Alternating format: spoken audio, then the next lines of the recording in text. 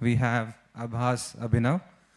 His topic is a practical, good-looking, and easy-to-use recipe for home automation with free software and DIY hardware. He's a hacker, entrepreneur, and free software activist. He's the founder of Deeproot and also mostly harmless. Abhas is also a member of the Free Software Foundation India working group and has been a participant in the community in India for more than 20 years. So I think he has a lot of things to share with us. Let's give a huge round of applause and welcome Abhas on stage. Good morning, everyone. I'm really glad that I've got 40 minutes today instead of the usual 25, and I hope to do justice to this time that they've assigned to me. So what I wanted to discuss today is about home control and automation using software, wireless networks, things like that. But before I get started with the topic, I want to show you a very quick video. So the idea is, once all the clutter of technology has gone, you'll be able to furnish your rooms in any style you like. You won't actually be able to see the technology, but it will be there, doing its job without getting in your way. That means the lights automatically switch off and on as you walk between rooms. And the home learns how bright you like them. A simple command gives you music. Sorry. So this was a video from 1989. It's something that BBC produced. And this is what they expected life to be like in 2020. Now we are in 2024 and obviously we have not reached there. So that is one of the reasons I wanted to play this video, and I searched hard to get a representative video. And the reason this video is interesting is because it tries to visualize what life would be like, what sort of convenience or comfort we might have, how technology, while it's invisible, it would be able to help us do things. And well, it also looks very cool. When you see these things in science fiction movies, it does look very cool. Well, I'm Abhas, and as usual, I talk about hardware. But so today, the questions I want to pose to you are basically that: do you aspire to control and automate parts of your home using technology? And if you do, then one of the most common questions would be, how do I get started? What hardware do I choose? Where do I get that hardware? Is off-the-shelf hardware good enough? Will it serve me well? And we will actually discuss these questions in greater detail.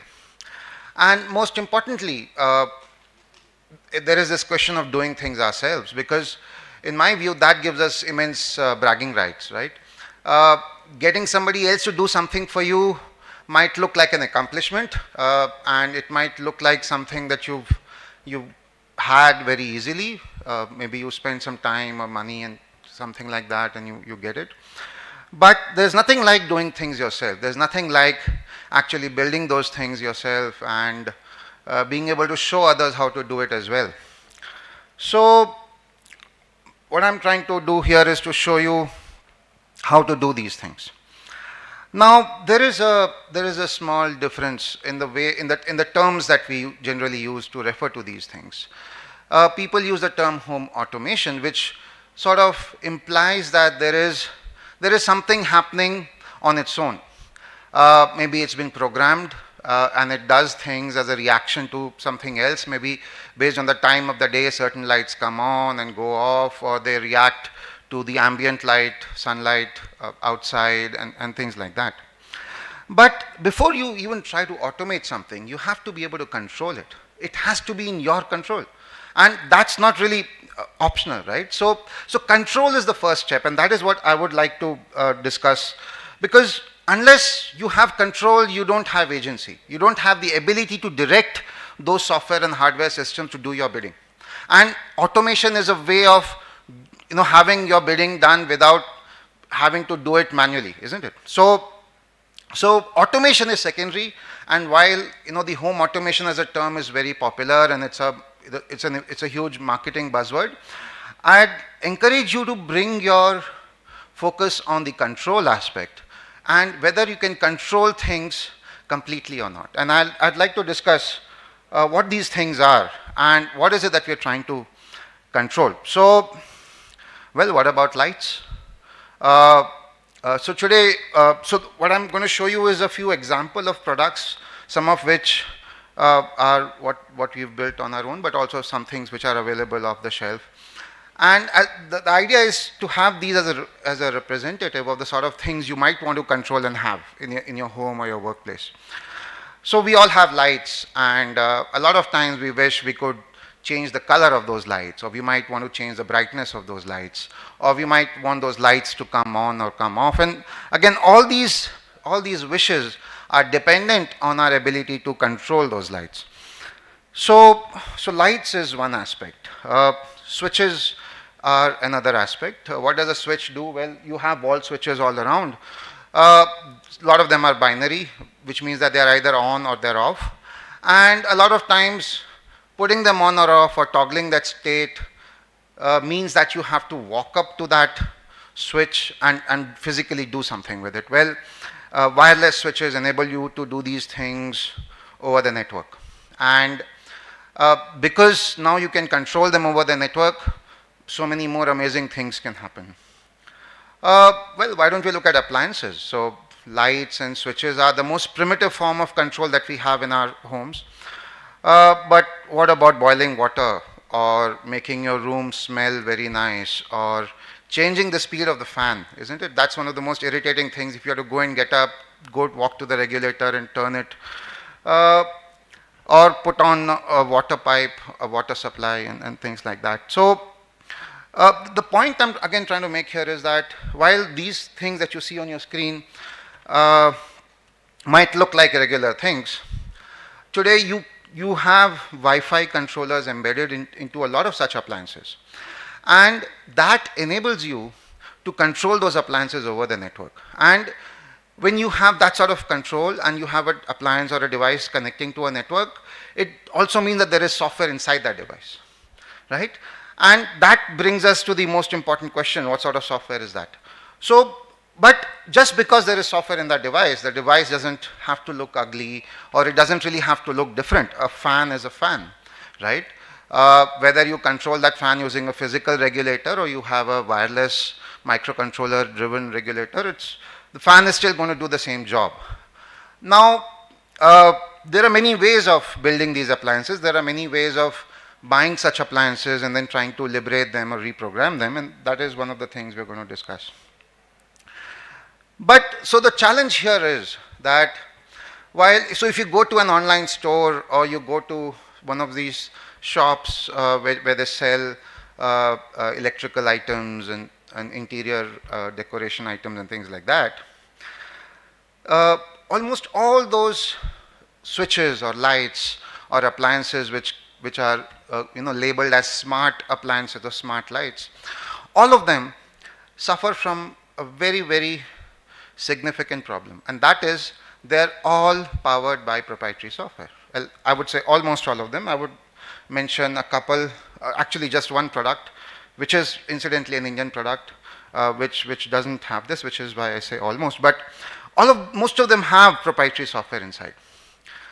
Software that you cannot inspect, software that you cannot see, you don't have the source code to it, and software that you are allowed to use by the developer and the vendor of that device only if you agree to certain conditions which you are not free to negotiate. Now that is true for almost every proprietary software out there, right? It could be a service that is delivered to you over the internet. It could be proprietary software that you use on your phone or your computer or somewhere else. Most proprietary software systems present a license or a terms of service to you, and they require you to essentially agree to it. If you try to not agree to it, well, you can't go past that screen, right? You just can't use that software. So there is no way to disagree with those terms and still use that software. There's no way to disagree with those terms and still use that device. It could be a television for that matter. It could be a air conditioner. If you don't agree with those terms, you can't use it. And finally, the vendors, when they sell you that device, because of the proprietary nature of the software inside it, they can also force you to use a mobile application to interact with the device. Now, what would be the simplest way to interact with the device over the network? Well, if there was a web interface, I just need a browser, right? But I've personally not seen any device which ships with a web server. I mean, they all ship with web servers, but they don't ship with web interfaces. Those web servers are basically to power APIs and stuff like that. And they're not serving HTML to you so that you can administer them over the network using a simple browser. How do you administer them? Well, you download the application, the mobile application that the vendor gives you. That application is also proprietary. A lot of times that application will require you to register with the vendor's server. And in that process, they might ask you your phone number, your location, your email address, your name. And only when you give all these details, and none of them are open to negotiation and none of them are optional, would you be able to use the application to onboard that device on your network and to be able to use it and do so much more. Now, this is something which is often overlooked, because having a RGB light that we can control and change the color of is really a very cool utility. A lot of us might find, very good use for that function in our lives. And hence, we might not think twice about giving all this information to a third party. But if you sort of think about this a little deeper, there is a problem there. All I want to do is change the color of that light. Why does somebody else have to know where I am and who I am? And why am I not able to negotiate? So I would wish that these things would anger us. These things would make us uncomfortable, which is when we would search for alternatives. We would try to figure out what are the other ways of doing it, just like we have done for all these decades that people have been building free software and libre software. So much, like the entire body of free and libre software doesn't exist because people wished for it. It also exists because people who were frustrated with proprietary software did not take that frustration as a defeat. They went out and channeled that frustration into creating software which didn't exist, right? So saying that the software doesn't exist is actually an opportunity. It's not a limitation of the free libre software ecosystem. It's an opportunity to actually build it. I mean, all of us have seen people building that. All of us have participated in that process in so many ways. Now, there is another issue here, the paradox of device ownership. And the question that I'm trying to pose here is this. You spent, say, 5,000 rupees to buy a device, all right? Do you think you are the owner of that device? Now, here's how I define ownership. If I was the owner of something, say this microphone was mine, I should be able to use it to pound something. I should be able to use it as a drumstick, or I should be able to dip it in water for all that I care.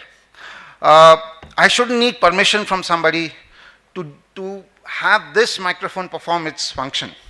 But as long as a vendor exerts some form of control on the device that they've given you, that you have paid for, as long as you are compelled to agree to those terms and you're not free to negotiate those terms,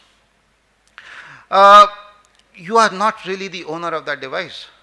Because my ability to control the color of that light is dependent on the consent of the vendor. It depends on their servers being available. It depends on that light being able to connect to their servers, and the mobile app they give me, that mobile app should also be able to connect to their servers to control the light. Which means that my use of that device requires the vendor to be always present as an intermediary, right? Now that's not how the world works. When you run a free software desktop on your computer, and you install software on it, or you install software on a server and you build services and so on, there is no third person who's coming and giving you that permission or consent, or who are involved in that process of running that software and modifying it and redistributing it and so on. And we're all used to those freedoms, aren't we? But the paradox here is you've paid for that device. but you're still not the owner. And you would become the owner if you could control it. Unfortunately, as long as the vendor exerts this form of control, you are not the person who's controlling it, and hence you are not the owner. So this is something which is exceptionally problematic.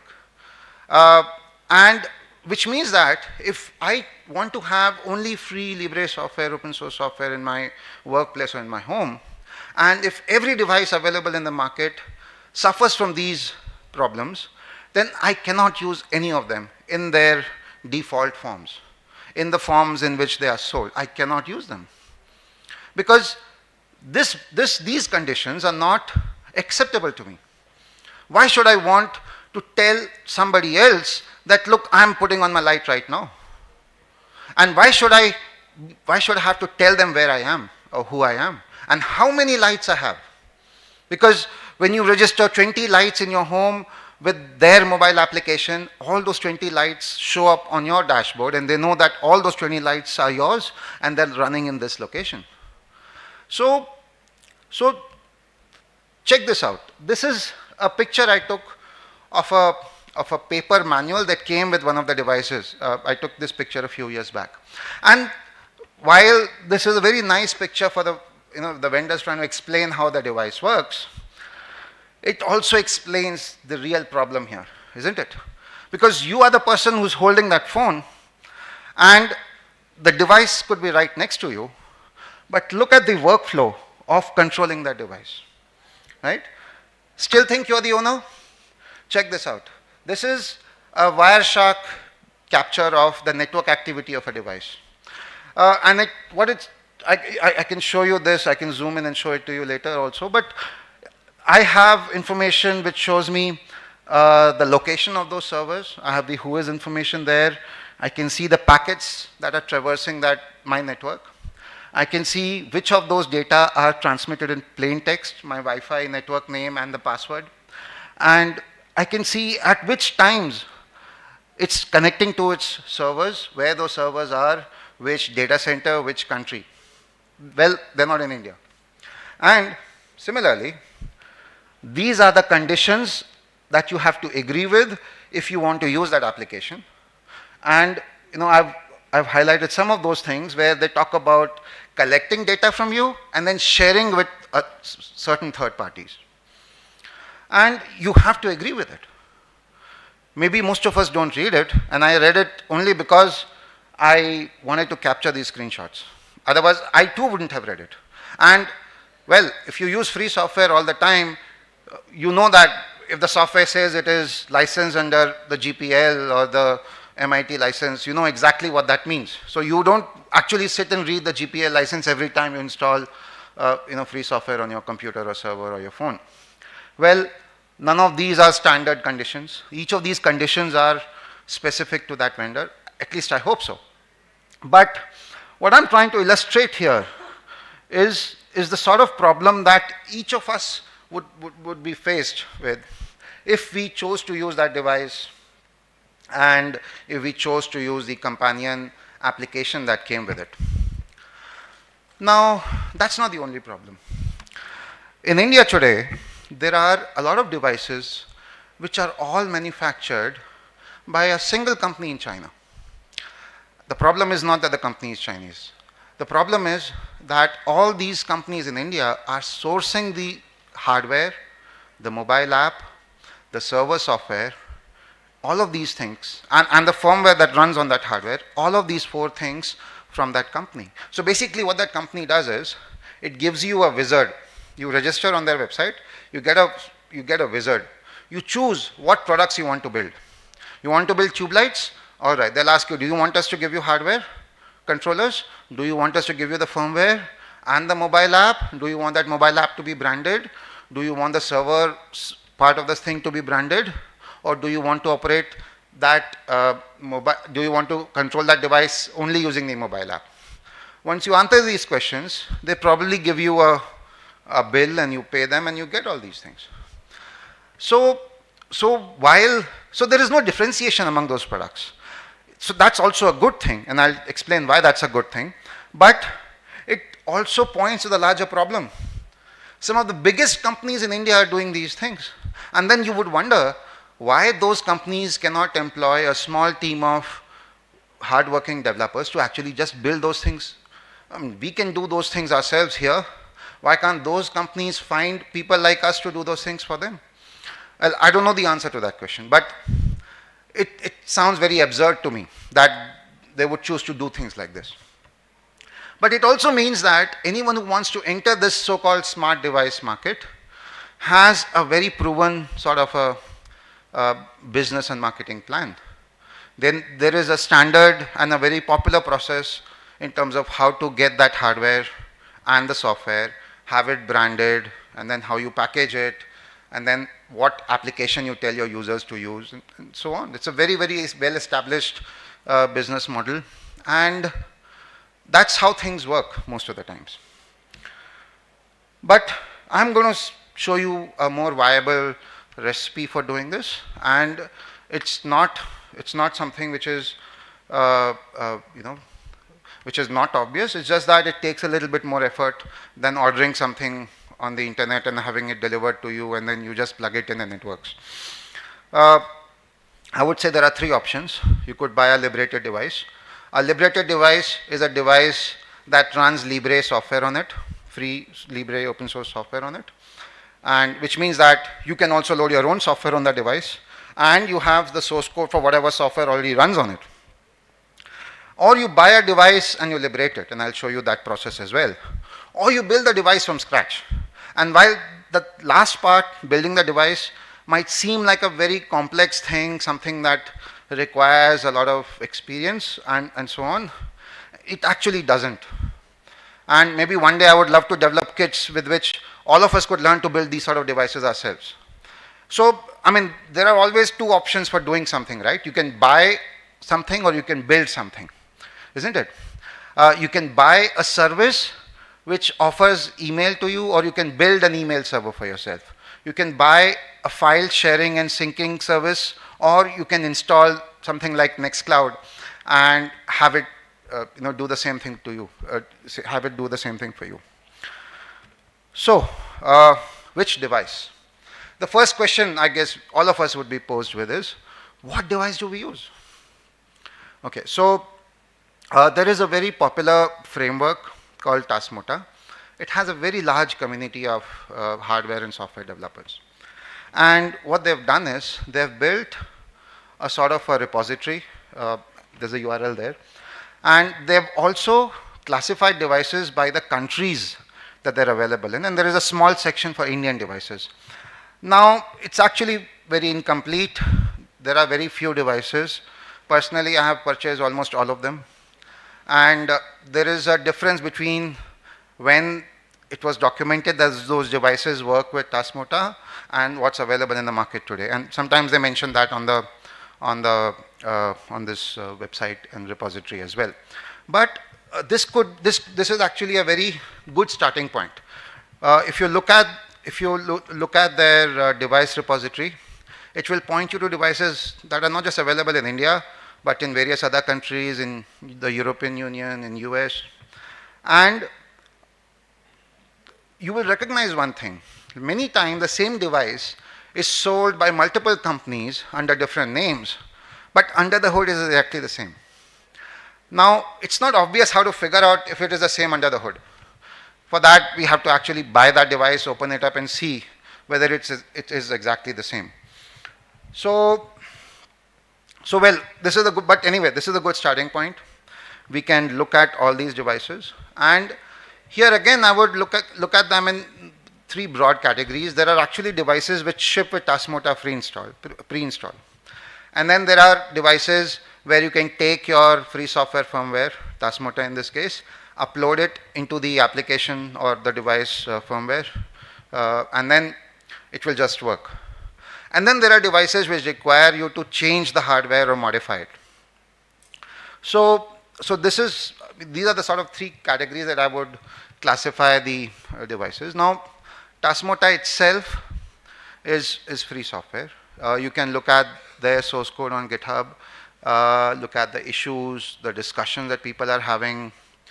And like I said earlier, it's it's a very large community of developers from all over the world.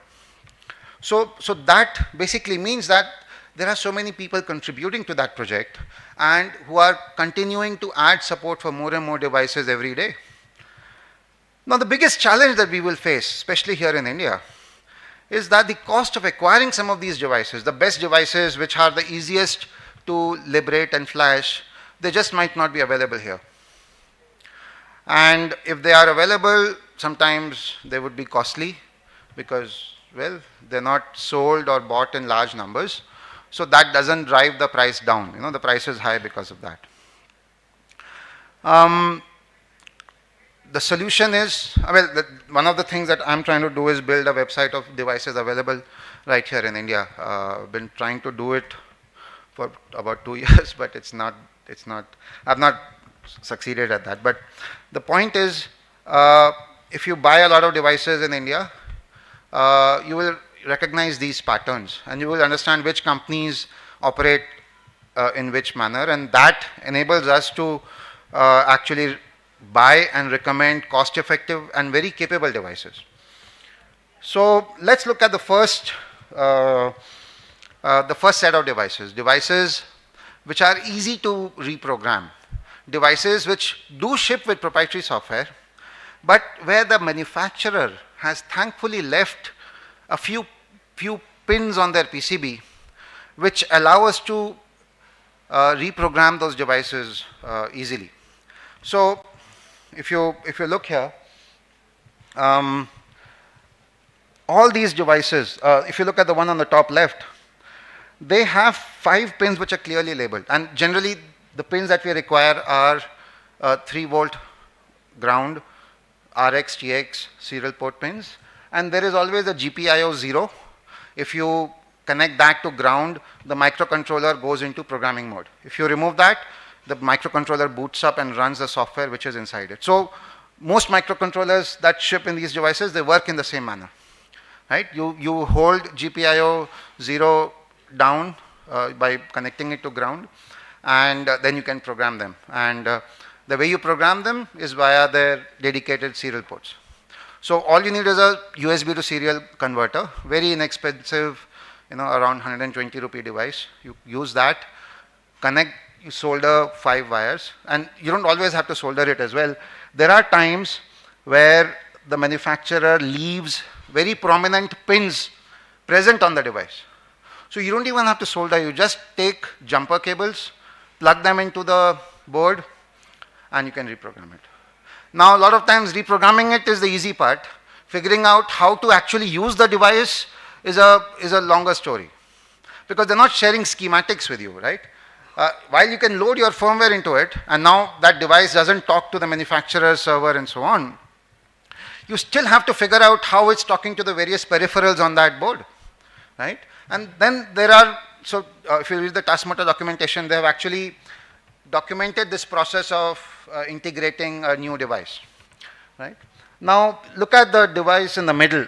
What they do is they leave these pins there, and instead of soldering those wires to those pins, what I did is I made a small connector which I can hold down on that device with my hand for the 40 seconds or 30 seconds it takes to flash it. And that's even more convenient for me because I don't have to solder and then desolder something, right? It's a much more simpler process. On the right side, you can see those green boards. Now you see that white symbol in the middle? That's the open source hardware symbol. Now what people in the community did is, they built these boards to flash such hardware, right? Because you often have to, suppose you have to change the firmware, you have to solder multiple wires and cables to that microcontroller to reprogram it. And the boards of those sort that you see, they can be just kept on top of the microcontroller, and they can be used to reprogram it.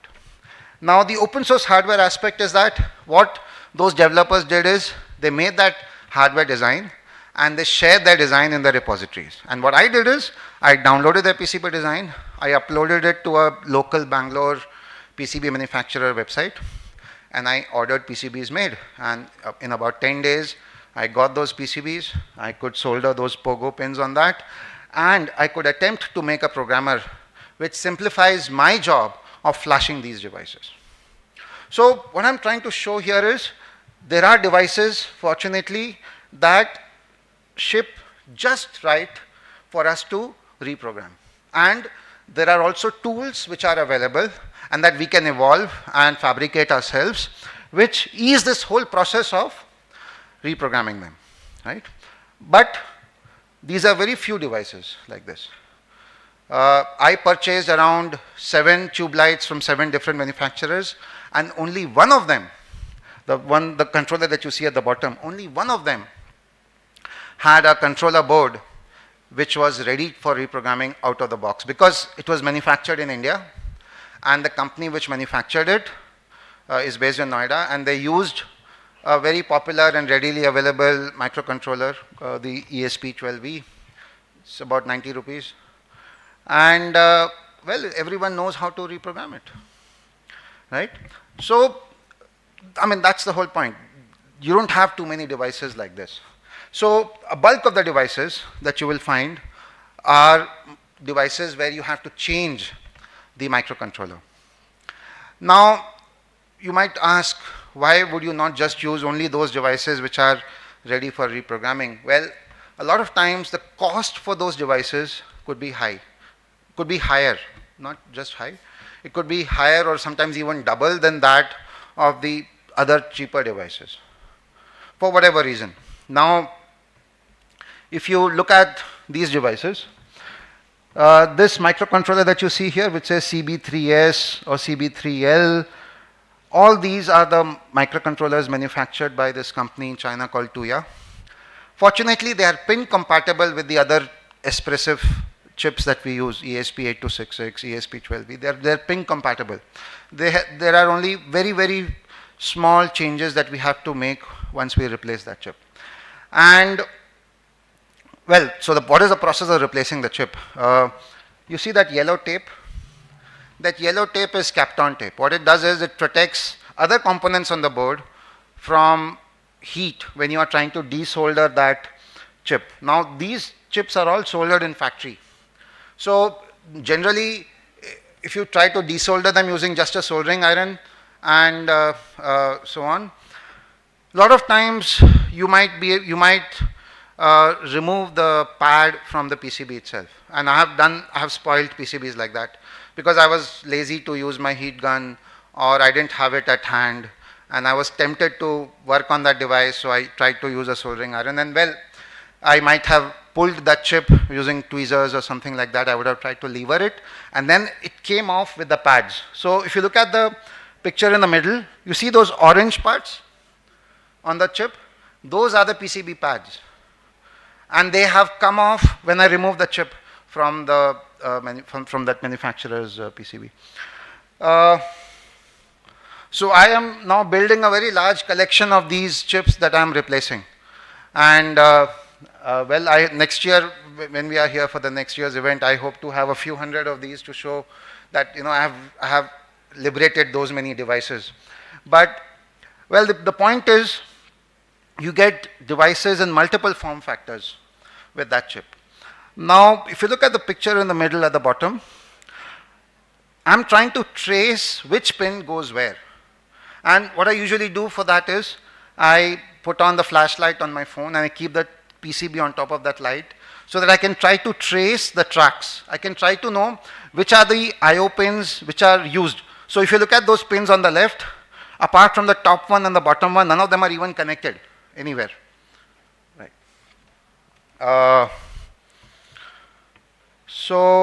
Well, I had a video, but okay, so these are ways of building devices. I couldn't find certain types of controllers for LED strips. Well, I built them. The one on the top left is something that I built for a 24 volt LED strip, and then the one on the left is for a 36 volt COB LED light.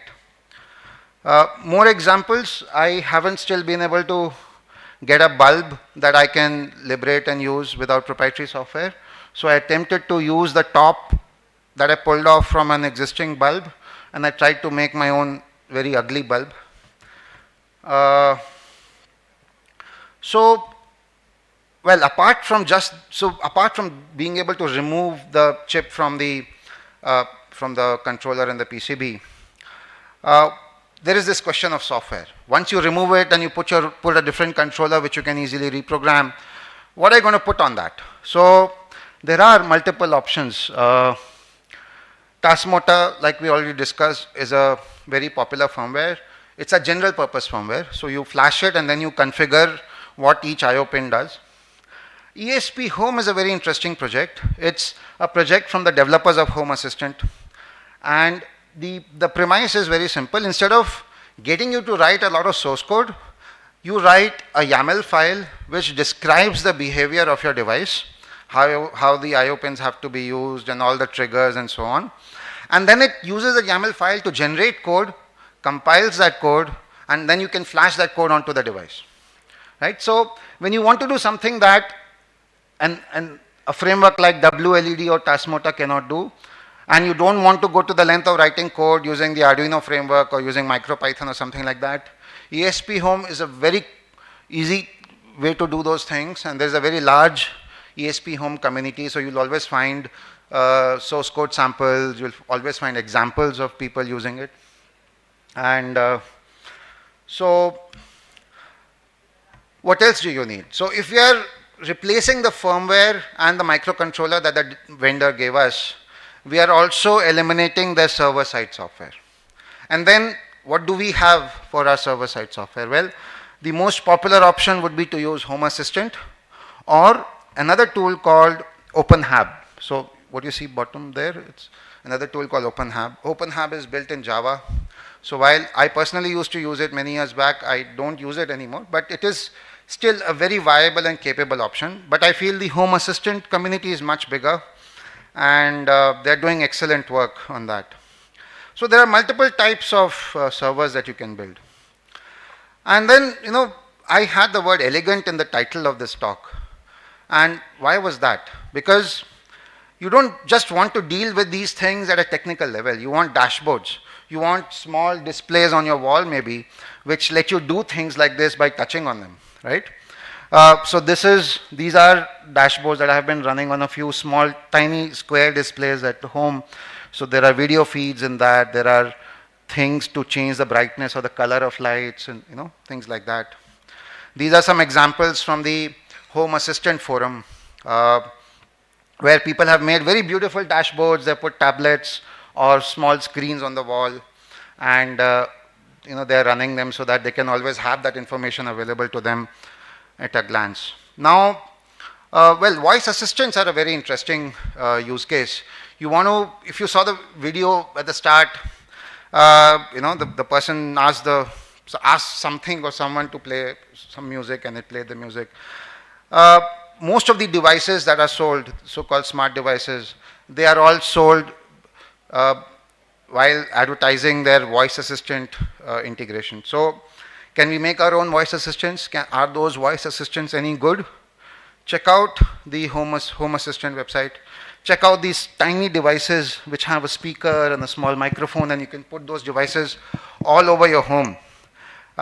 So Raspi is a project which is a complete voice assistant package. It has this system, so it might run on a Raspberry Pi or a x86 server of some sort. But then you can also build satellites, tiny satellite, using tools like this Atom Echo. And well, what about trying to control Home Assistant using the phone? So so that's what I had to share with you today. Love to answer any questions that you might have. I wanted to mention this company called easy.io. I interacted with the person who runs it. This is the first product I saw which actually mentions Taskmotor and Home Assistant on the packaging itself. It ships with Taskmotor pre-installed. Very nice little device. The only one I found which has RGB LEDs. I mean, it's very good, it's very capable. It ships with Taskmotor out of the box. While you might not have the source code to that Taskmotor binary, you can always upload your own binary or compile it and then run it. So I just wanted to mention this developer, and that's my contact information. So any questions? Thank you so much, Abhas. Do we have any questions for him? So I run my own home lab, and I've been mostly putting software into it, like Nextcloud and all. Recently, I've been thinking about getting into Home Assistant and all. Except the problem is, one, lack of information. Two, as you mentioned as well, that open software and hardware, like whatever is available on Amazon, hardware is very good, sure, but it comes with shit software that I don't want to use, but I have to use that. And flashing and all takes a lot of time. I'm looking for a ready-made solution like you showed, that easy.io. That's extremely good. I just went to their website, but they just have one switch. I want options. I want to be able to do things. I want bulbs and all. There is not a lot of information about Indian market anywhere. So do you have any resources or information about Well, I'm trying to build, and that's why we have a demo display of all types of devices as well. So if you come there, I'll tell you which devices they are, where you can get it, and we can open them and show you how we reprogram them and so on. But right now, that's the only way to do it. No device really works out of the box. For example, you want to operate a geyser, you need a 30 amp relay. There are devices, but then you have to reprogram them, and that's the whole story. But well, I hope that I'll be able to sell some of these with free software pre-installed, and there would be people like you who would want to buy it. But yeah, that's the other option. I don't intend to start manufacturing them because that's a much bigger challenge. But at least so idea is not just that I do it, but we also create videos and tutorials so that everyone can do it. I mean, ideally, if you want to start a business doing that, I would really encourage you to do it. If there are 20 of us selling exactly the same device that everyone else is selling, but with free software, I think that will be a much more powerful way of speaking in favor of a free software way of doing things than anything else.